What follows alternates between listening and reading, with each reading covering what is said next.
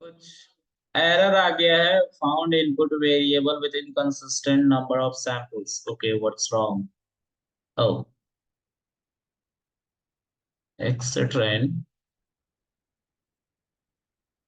Find input variable inconsistent number 105 और 45। Sir ने नैन values हटाई थी सर। ओह नहीं नहीं, नैन वाले की बात नहीं है यहाँ पे, एक्सेट्रेन और एक्स टेस्ट होगा ना। सॉरी, वाई ट्रेन ही होना चाहिए। वाई ट्रेन का शेप क्या है, वो मुझे देखना पड़ेगा।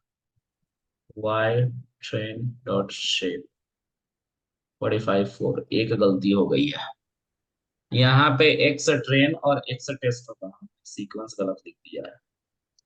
ठीक है, I am sorry, my bad. X test y train y test, ये पता है क्यों सीक्वेंस गलत हो गया मेरे से? क्योंकि डिसीजन सॉरी, न्यूरल नेटवर्क में जैसा मैंने पहले लिखा था वैसे ही लिखा जाता, लेकिन मशीन लर्निंग में इसका लिखने का तरीका थोड़ा अलग। ओके, देखो हमारा मॉडल ट्रेन हो गया है। ठीक है, और इसके अंदर कुछ है नहीं जिससे मैं दिखा पाऊँ इसको।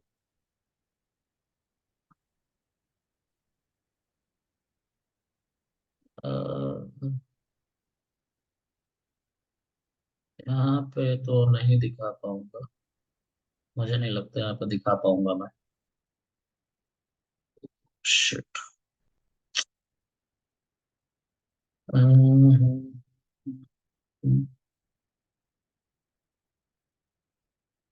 Max sample monotonic increment increases क्या है? यहाँ पे आया नहीं यार जैसा हम चाहते थे। ओके,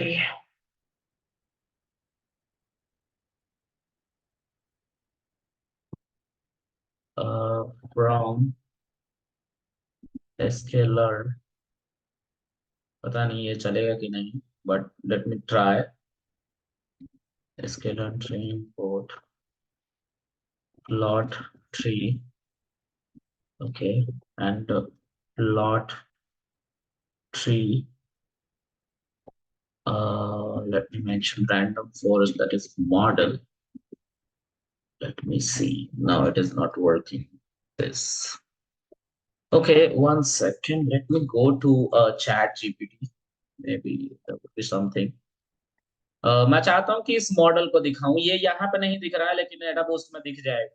ठीक है, क्योंकि हम वहाँ पे अपना वीक मॉडल्स भी बता पाते हैं। यहाँ पे बाय डिफॉल्ट है ना कि डिसीजन ट्री ही आप यूज कर रहे हैं। ठीक है, तो डिसीजन ट्री यूज करें इसलिए वीक मॉडल्स नहीं दिखा रहा है, लेकिन हम अपने वीक मॉडल्स को भी देख सकते हैं। ठीक है, और ये सबसे ज्यादा परफेक्ट वोटिंग के अंदर होता है। वोटिंग के अंदर तो ये दिखाता है क्योंकि हम जैसे जैसे आगे बढ़ते हैं वैसे वैसे हम अपने बेस मॉडल को भी बदल सकते हैं। ये हमारा रैंडम फॉरेस्ट क्लासिफायर के अंदर हम अलाउड नहीं है कि हम बेस मॉडल को बदल पाए। ठीक है, लेकिन हम जैसे जैसे आगे बढ़ेंगे हम बेस मॉडल को बदल सकते हैं। जैसे रैंडम फॉरेस्ट क्लासिफायर के अंदर बाय डिफॉल्ट डिसीजन, कल को हम एडा बूस्ट पढ़ेंगे तो एडा बूस्ट के अंदर हम बेस मॉडल बदल सकते हैं। आई गेस बैगिंग के अंदर भी बदल सकते हैं, मुझे चेक करना पड़ेगा एक बार। अह,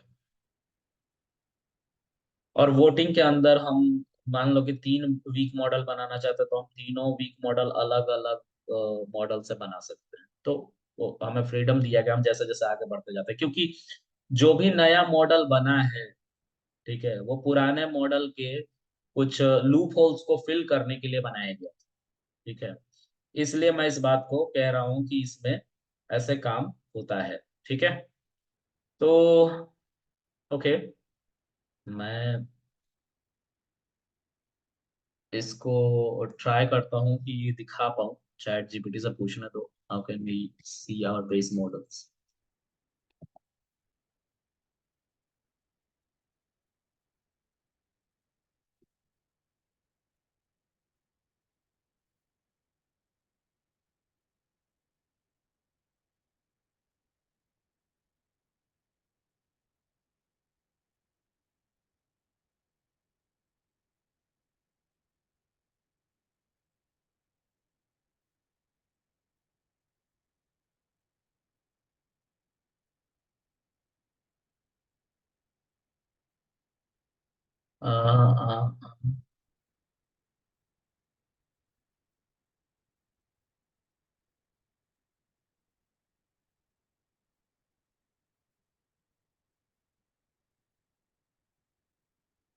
RF model dot estimator random forest 0. Okay, let me run this. I think it will work. यहाँ पे आने दो और यहाँ पे हम इसको मेंशन करते हैं RF मॉडल की जगह पे we will mention only model and feature name और class name. Okay, so feature is X train and target is Y train. We got it. ठीक है. I have to zoom this. PLT dot bigger size, big size, and let me mention 14 and 10. Yeah, this is that image. तो जो week model हमारा बनाया गया है उसमें 35 35 35 कितना होता है, कोई बताएगा इसका सम?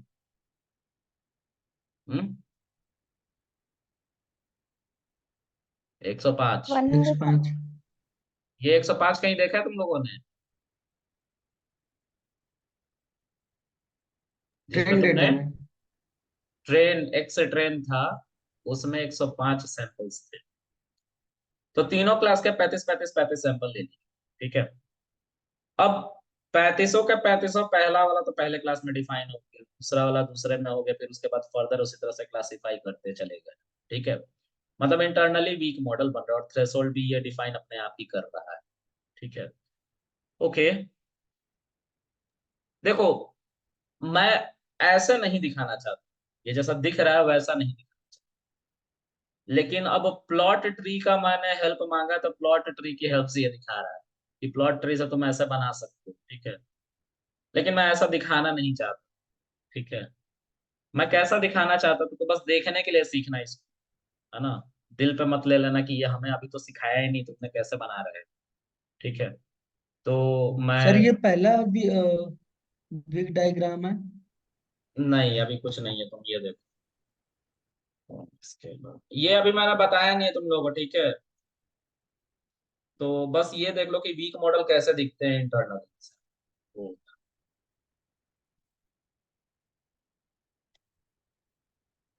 Voting classifier.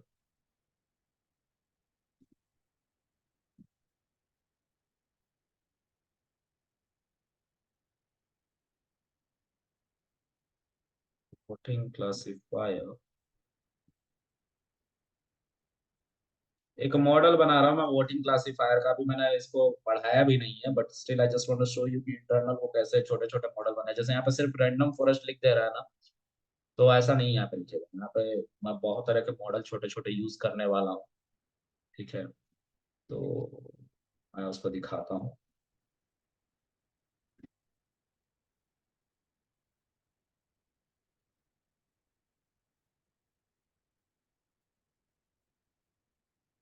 ओके. तो मैं चाहता हूँ कि इसके अंदर जो इसको ध्यान से देखो. फेज वन लॉजिस्टिक, लॉजिस्टिक इन सबको भी बुलाना पड़ेगा. तो scalar, scalar sample now, sample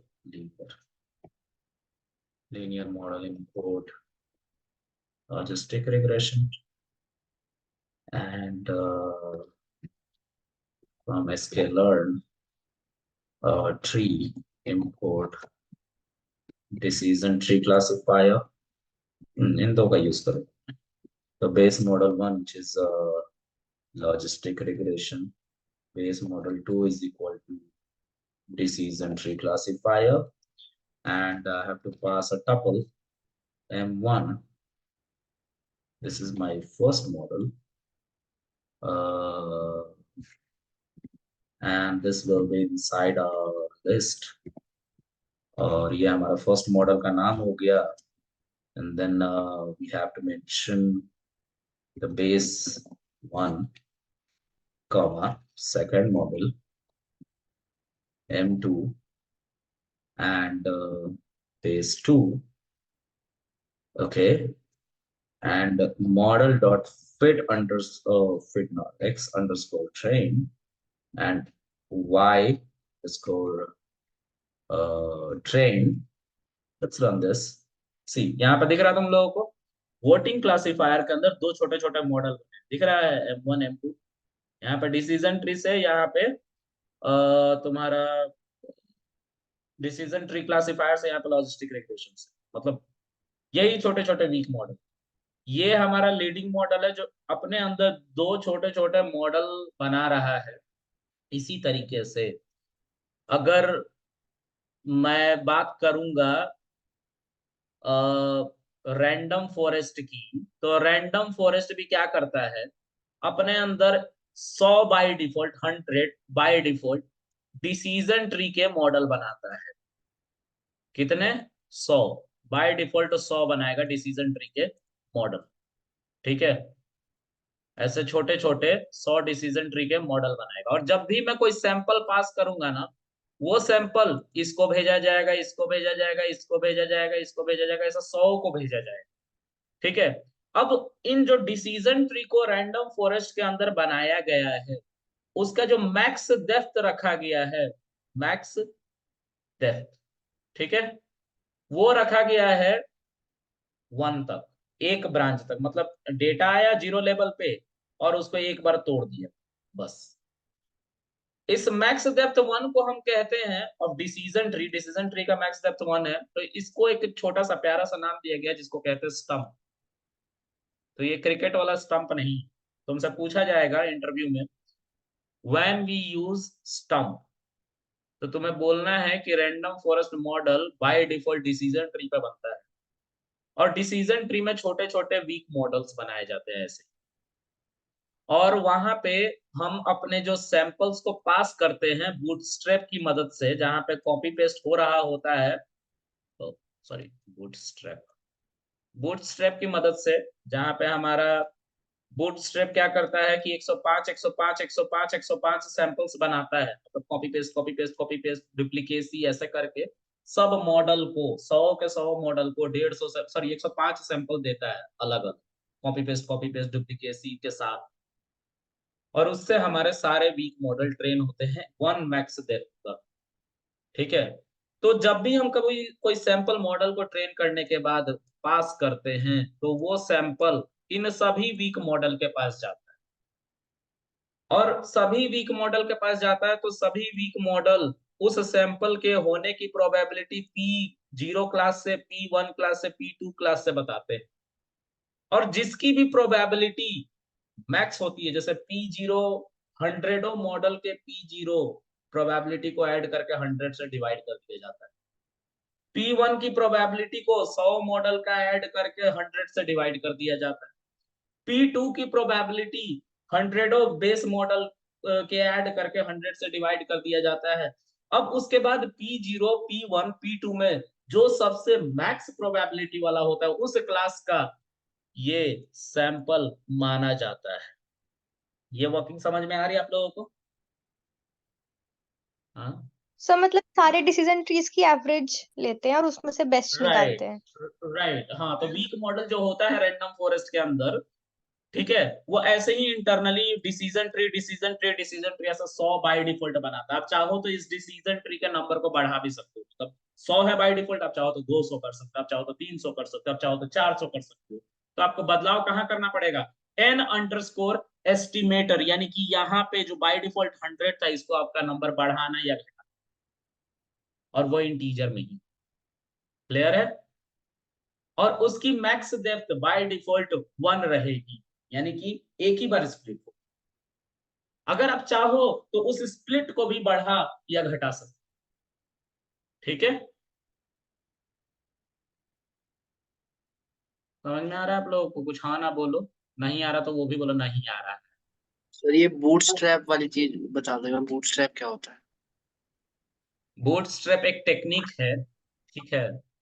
मान लो, ठीक है, अगर ये रैंडम फॉरेस्ट अपने अंदर छोटे छोटे डिसीजन ट्री बना रहा है, सब ठीक है, 100 छोटे छोटे डिसीजन ट्री बना रहा है, तो मैं 100 नहीं, मैं मान के चलता हूं कि 5 डिसीजन ट्री बना रहा है, ठीक है।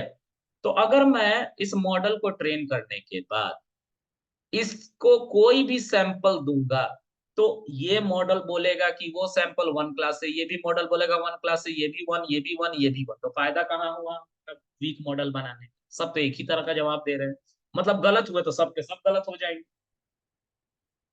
तो इससे बचने के लिए डेटा में हेर फेर किया गया।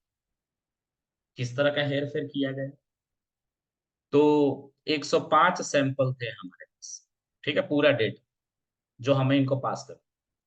तो बूटस्ट्रैप टेक्निक ने क्या किया?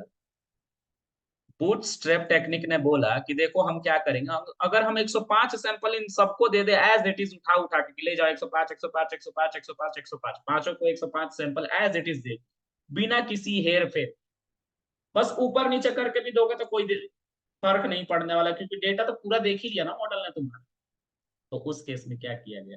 बोला गया कि हम डेटा को ऐसे मैनिपुलेट करके देंगे कि कुछ सैंपल मिस हो जाए, और जो सैंपल मिस होंगे उसके बदले में जो सैंपल, मतलब जो सैंपल उसमें रखे गए उन्हीं को डुप्लीकेट करके 105 की काउंटिंग करके दे देंगे। मतलब 105 सैंपल थे ना, तो 105 सैंपल में से 100 सैंपल दिए और कोई एक सैंपल को 4 बार रिपीट करवा दिया और बोला कि ले जाओ इसको, ले जाके दे दो पहले वीक को।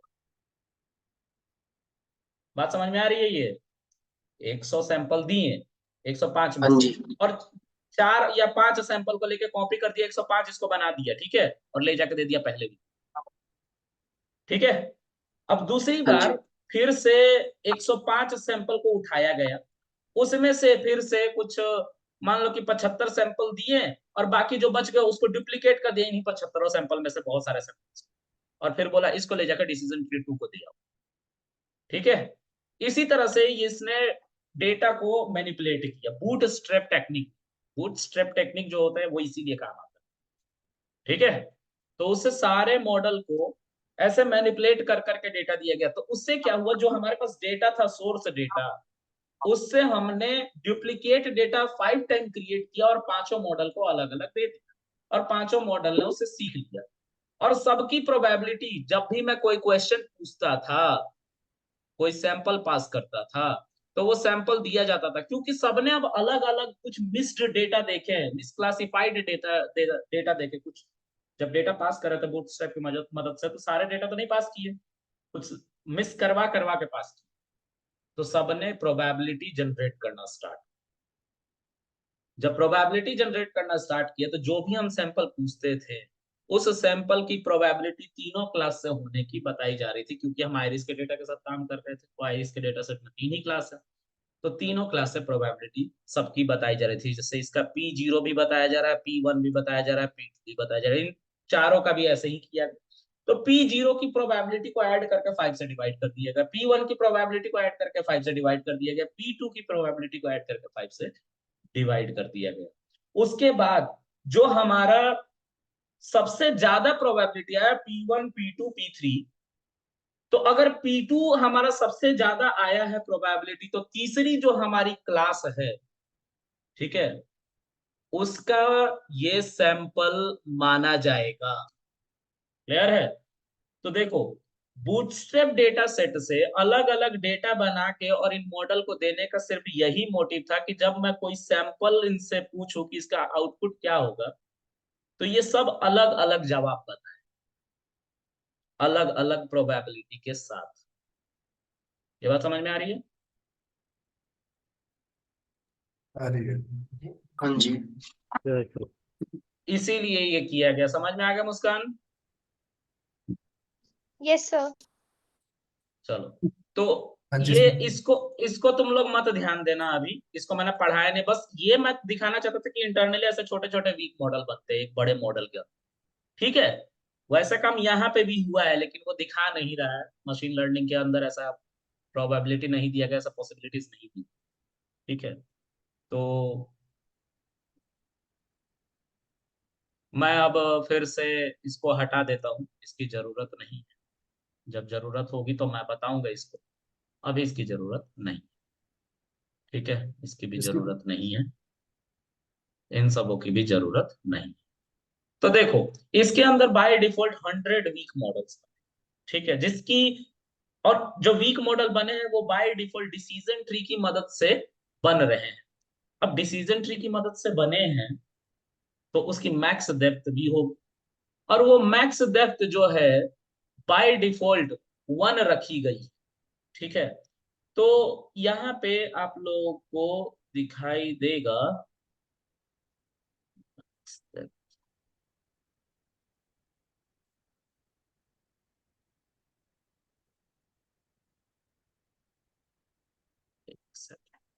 अरे यार हट गया।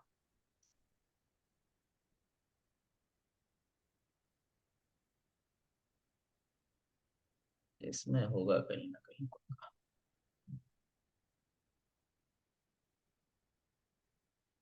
अरे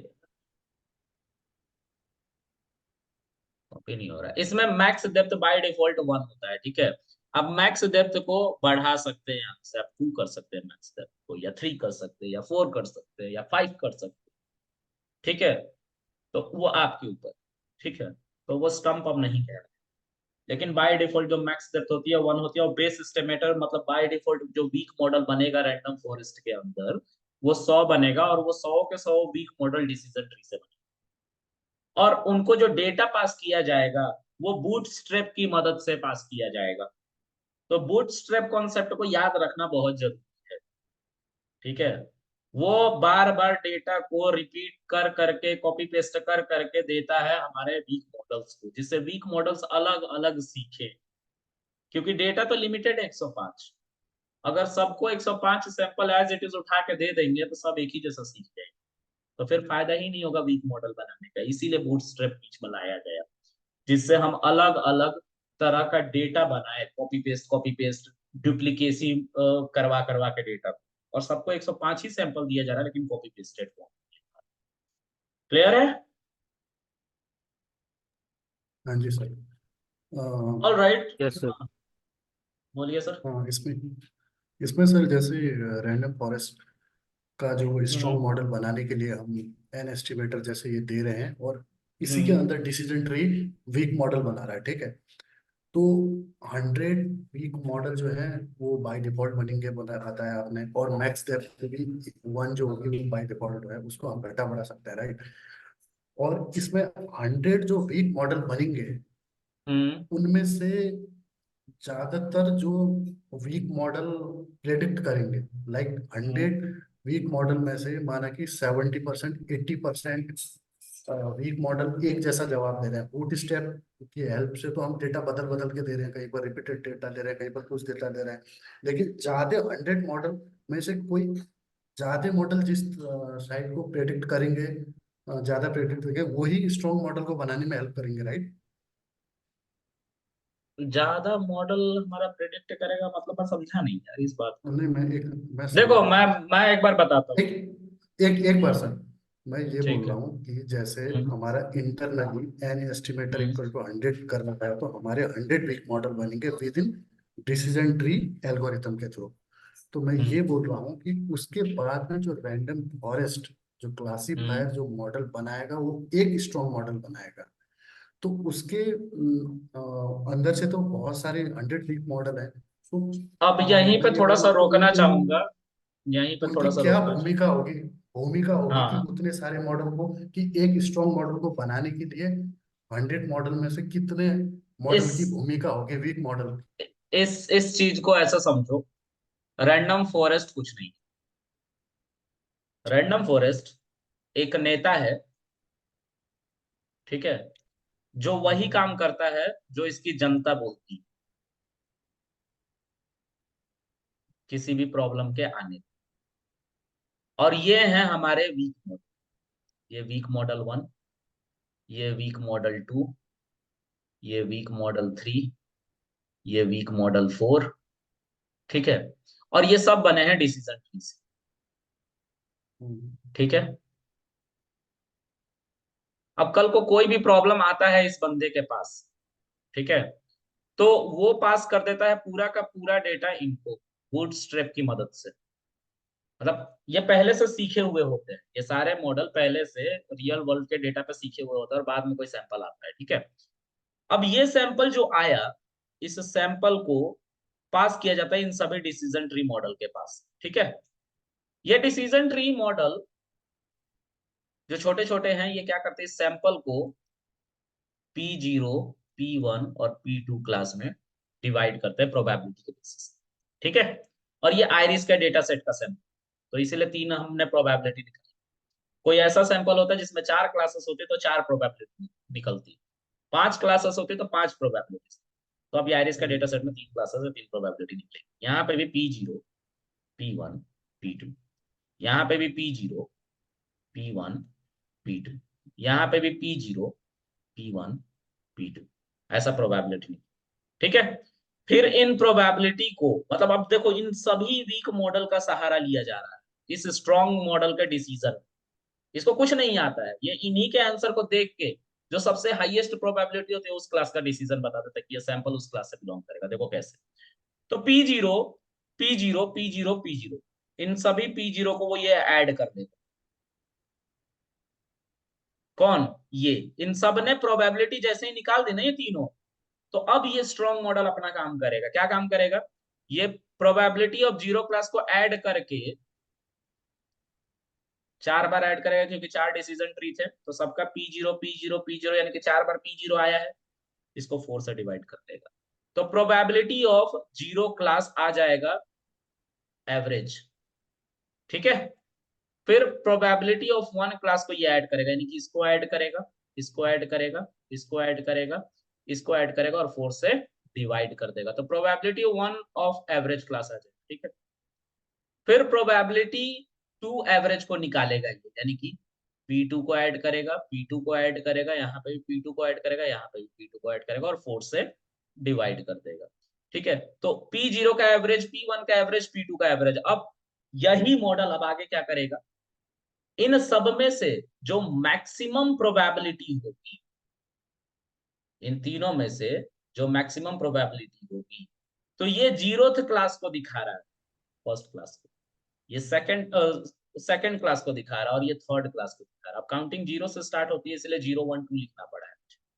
ठीक है, तो ये फर्स्ट क्लास को दिखा रहा है, सेकंड क्लास को दिखा रहा है, थर्ड क्लास को दिखा रहा है। अगर प्रोबेबिलिटी ये वाली हाई है, तो जो ये सैंपल आया है, ये सेकंड क्लास, यानी कि जो थर्ड क्लास है उसको सेकंड दिखा रहा है, क्योंकि 0 से काउंटिंग स्टार्ट हो रही है, हमारी लास्ट वाली क्लास से बिलोंग करेगी, अगर ये प्रोबेबिलिटी मैक्स हुई। तो ये समझ में आ रहा है ये क्या कर रहा है, ये इनके प्रोबेबिलिटी को उठा रहा है, और उसमें से मैक्सिमम सबका एवरेज निकाल के जो मैक्सिमम प्रोबेबिलिटी आ रही है, सैंपल उस क्लास में ले जाकर, सिंपल यही करता है।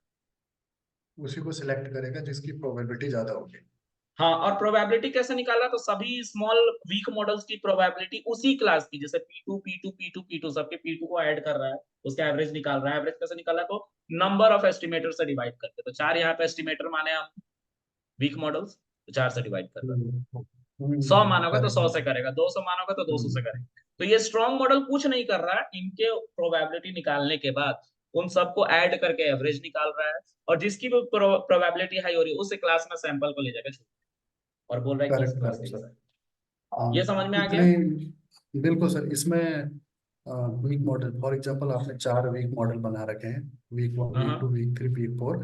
तो प्रत्येक, जैसे वीक 1 है उसका P0, P1, P2 है, फिर उसके वीक 2 है उसका P0, P1, P2 है, उसी तरह वीक 3, वीक 4 सबके है। तो P0 वीक मॉडल का P0, और वीक 2 का P0, वीक 3 का P0, वीक 4 का P0 है। इनको P0 सबको सबको ऐड ऐड करके करके और 4 से डिवाइड कर, कर मतलब देगा। नंबर उसके ऑफ बाद एस्टिमेटर से डिवाइड करेंगे। देखो यहाँ पे 4 ही मॉडल हैं, तो ये 4 से करेक्ट। डिवाइड करेगा। अगर 5 होते तो 5 से डिवाइड। ठीक है। करेक्ट करेक्ट उसी हिसाब उसी से जो तरह आयरिस प्रोबेबिलिटी। डेटा सेट में, उसी तरह आयरिस डेटा सेट में अगर टारगेट में अभी 3 क्लासेस, कल को 4 क्लासेस हो जाए या 5 क्लासेस हो जाए, तो वैसी ही प्रोबेबिलिटी भी निकलने लग जाएगी। यानी कि P0 P1 P2 P3 P4 हो जाएगा, ऐसे करके होने लग जाएगा, क्योंकि 5 या 4 क्लासेस ऐसे हो। ठीक है, जितनी क्लासेस होंगी उतनी प्रोबेबिलिटी निकलना स्टार्ट हो जाएगी। ठीक है, किसी को दिक्कत है इसको समझने में गाइस? सर ये तो सारा समझ आ गया, बट एक थोड़ा सा अलग क्वेश्चन है कि जैसे हम इसमें इनको मॉडल्स को बोल रहे हैं वीक मॉडल्स, और इसको रैंडम फॉरेस्ट को बोल रहे हैं स्ट्रॉन्ग मॉडल। तो अगर कोई हमसे पूछे कि इसमें आप किस बेसिस पे उसको वीक बोल रहे हो और उसको स्ट्रॉन्ग बोल रहे हो, तो मतलब क्या उसका ये होगा आंसर, क्योंकि मैक्सिमम डेप्थ हम 1 ले रहे हैं, या नहीं डेटा नहीं, सेट्स इसका के आंसर ये है कि वीक मॉडल हम उसको कह रहे हैं जो हमारे प्रोबेबिलिटी को कैलकुलेट करता है कि हमारा सैंपल, अगर कोई हम सैंपल पूछते हैं अपने रैंडम फॉरेस्ट से, तो रैंडम फॉरेस्ट कुछ नहीं करता है। रैंडम फॉरेस्ट वीक मॉडल को वही सैंपल पास कर देता है, सभी वीक मॉडल को, उसके अंदर जितने वीक। ठीक है, इतना समझ में आ रहा है? अब जितने वीक मॉडल हैं वो सब उस सैंपल को कैटेगराइज करेंगे on the basis of probability. तो आयरिश डेटा सेट के अंदर 3 क्लासेस हैं, तो वो प्रोबेबिलिटी तीनों क्लास की निकालेगा, सभी वीक मॉडल निकालेगा। रैंडम फॉरेस्ट सिर्फ क्या कर रहा है यहाँ पे कि उन सब का एवरेज निकाल रहा है। P0 क्लास का एवरेज, P1 क्लास का एवरेज, P2 क्लास का एवरेज, और जो उसमें से मैक्सिमम हो रहा है उस क्लास में उस सैंपल को डाल दे रहा है। तो स्ट्रॉन्ग मॉडल यानी कि रैंडम फॉरेस्ट सिर्फ एवरेज प्रोबेबिलिटीज निकाल रहा है और उसमें से मैक्सिमम प्रोबेबिलिटी को ढूंढ रहा है, क्योंकि सैंपल को उस क्लास में ले जाकर कैटेगराइज करवा देता है। ओके ये सर। समझ में आ रहा है? बिल्कुल आ गया सर। जिसकी ज्यादा प्रोबेबिलिटी है उसको सिलेक्ट कर रहा है। राइट, ठीक है। और इसके लिए ये इंटरनली एनपी मैक्स का यूज करता है, एनपी मैक्स का। ठीक है, या एनपी एआरजी मैक्स भी, ये इंडेक्सेस बताता है। ठीक है। चलो, किसी को, तुम्हें समझ में आया मुस्कान? तुम्हारा ही क्वेश्चन यस था, सर, बताओ आगे। तो। यस सर, आगे। वंस आपको समझ में आया? Yes, sir, got it. Okay, Vedansh. Sir एक डाउट है। हाँ बोलो। जब आपने भी बोला कि जो डेटा है वो सारा अलग अलग कम कम मतलब पूरा डेटा नहीं देता। हम्म, जैसे 105 है तो उसमें से आधा डेटा देके आधा रेप्लिकेट कर देगा। तो राइट, जो हाँ। तो जो इसमें प्रोबेबिलिटी आएगी तो वो तो सबकी अलग अलग आएगी ना। तो मतलब वही जब तो पूरा मैं डेटा कह रहा गया हूँ, ही। यही तो खेल है। प्रोबेबिलिटी ही तो अलग अलग करवा रहे हैं। तो फिर आउटपुट तो खराब ही आएगी ना सर। नहीं आएगी यार।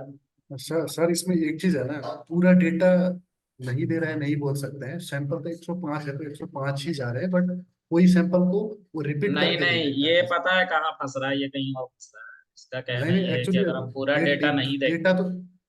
डेटा एक तो सेकंड, पूरा एक ही जा सेकंड, रहा है ना, 105 सैंपल ही जा रहा एक सेकंड रुक जाओ। देखो यार वेदांश, हम डेटा दे रहे हैं अपने बीच में, रेप्लिकेट करके ही दे रहे हैं। लेकिन थोड़ा तुम ही सोचो, मैंने तुम्हें मान लो कि 100 क्वेश्चन पढ़ा दिए, ठीक है, और तुम्हारे साथ 2 कलीग और बैठे हुए तो उनको भी वही 100 क्वेश्चन रटवा दिए, तुम तीनों को रटवा दिए अच्छे से। ठीक है, और कल को बाहर के एग्जामिनर ने तुम लोगों का टेस्ट ले लिया, और गलती से जो मैंने वो 100 क्वेश्चन तुम लोग को रटवाए हैं, उस 100 क्वेश्चन में, मतलब जो मैंने तुम लोग को 100 क्वेश्चन का सैंपल दिया था रटने के लिए, उसमें से एक क्वेश्चन को बाय डिफॉल्ट मैंने ही गलत कर दिया या हो गया, तो तुम लोग तीनों गलत जवाब दो। समझ में आ रही बात? लेकिन हाँ जी। अगर मैं एक किताब उठाता हूँ उसमें 100 क्वेश्चन है, वही किताब किसी दूसरे पब्लिकेशन का उठाता हूँ उसमें भी वही 100 क्वेश्चन है, वही किताब एक तीसरे पब्लिकेशन का उठाता हूँ उसमें 100 क्वेश्चन वही है सेम, एक में गलत आंसर है बाकी 2 में सही आंसर है, तो तुम्हारे जो 2 अलग मॉडल्स है, 2 अलग कलीग है, वो सही जवाब दे जाए। ये यहाँ पे किया जा रहा है। यहाँ पे सिंपल डेटा को रेप्लिकेट कर करके इसलिए दिया जा रहा है कि मॉडल एक प्रोबेबिलिटी बेस्ड आंसर, ठीक है, सर इस पे बात मेरा समझ एक में? ये डाउट है कि जैसे हमारे पास खुद से जब कोई डेटा होता है, अगर कोई रेप्लिकेटेड डेटा होता है तो हम उस रेप्लिकेटेड डेटा को हटा देते हैं। नहीं हटाते, किसने बोला? डेटा डुप्लीकेट वैल्यूज एनालिसिस को में तो ये हटा। काम करते हैं, एक सेकंड, डेटा एनालिसिस में ये काम करते हैं जब हम पॉलिसी बाजार जैसे कंपनी को अपना डेटा बेचते हैं, मोबाइल नंबर बेचते हैं कि कस्टमर को वो कॉल ना करे, लेकिन जब मशीन लर्निंग के एल्गोरिदम की बात होती है तो हम नहीं हटाते। ठीक। ठीक है। डुप्लीकेट डेटा तो हटता ही नहीं है, और ज्यादा डेटा बनाते हैं ऑगमेंटेशन करके। हाँ, इसलिए मैंने 500 ऑगमेंटेशन का नाम लिया। तो अभी ऑगमेंटेशन तुम लोगों को समझ में नहीं आया, ठीक है? डेटा जनरेट किया जाता है, ठीक है?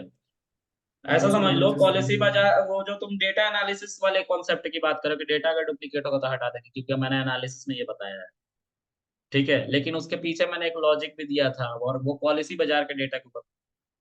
एक ही बंदे को 100 बार कॉल करोगे तो खिसिया नहीं जाएगा? बताओ, गुस्सा आ जाएगा, तुम्हें मारने पीटने आ जाएगा, हाँ ठीक है? जी। इसलिए वहां पे हटाते हैं, ठीक है?